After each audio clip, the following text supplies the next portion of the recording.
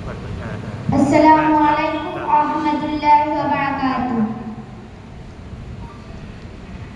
আলহামদুলিল্লাহিল্লাযী ওয়াকাফা ওয়াসসালামুন আলা ইবাদিহিল্লাযীনা ইসতাফা আম্মা বা'দ।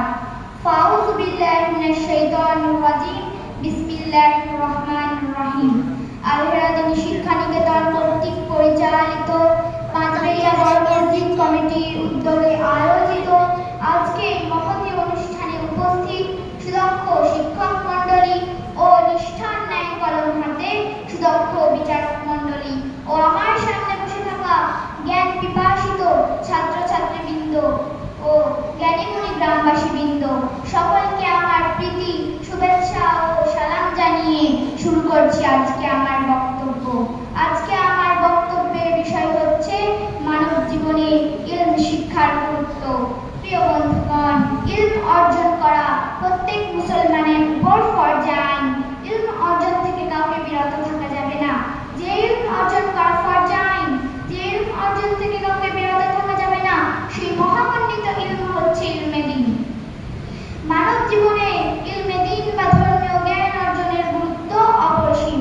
ধর্ম ছাড়া যেমন কেউ মানুষ হতে পারে না, তেমন ধর্মীয় জ্ঞান ছাড়া কেউ মনুষ্যত্ব অর্জন করতে পারে না। মনুষ্যত্ব বিকাশের একমাত্র মাধ্যম ইলমে দ্বীন।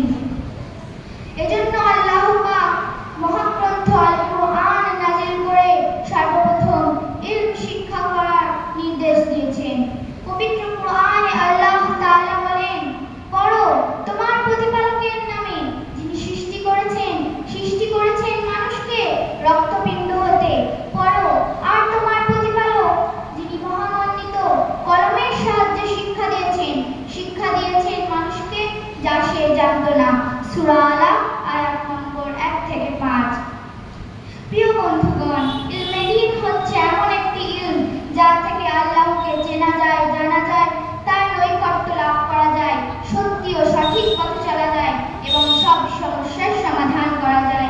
ইলমে দ্বীন অর্জন করে মানুষ দুনিয়া ও আখিরাতে শান্তি ও মুক্তি লাভ করবে বলেই আল্লাহ পাক সর্বপ্রথম ইলম শিক্ষা করার নির্দেশ দিয়েছেন।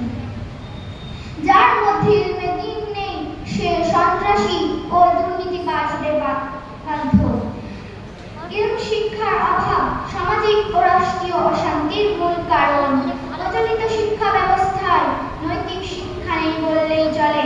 এজন্য আমাদের সমাজে অশান্তির অগ্নিশিখা দাউ দাউ করে জ্বলছে। শান্তির দুর্গম লক্ষণ কোথাও দৃষ্টিগোচর হচ্ছে না।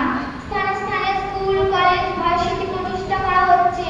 এই স্কুল, কলেজ থেকে অগণিত শিক্ষিত লোক বের হয়ে দেশ ও জাতির সেবায় নিয়োজিত। প্রশ্ন হলো, এত উচ্চ শিক্ষিত লোক থাকার পরও নীতিবান, আদর্শবান লোক পাওয়া যাচ্ছে না কেন?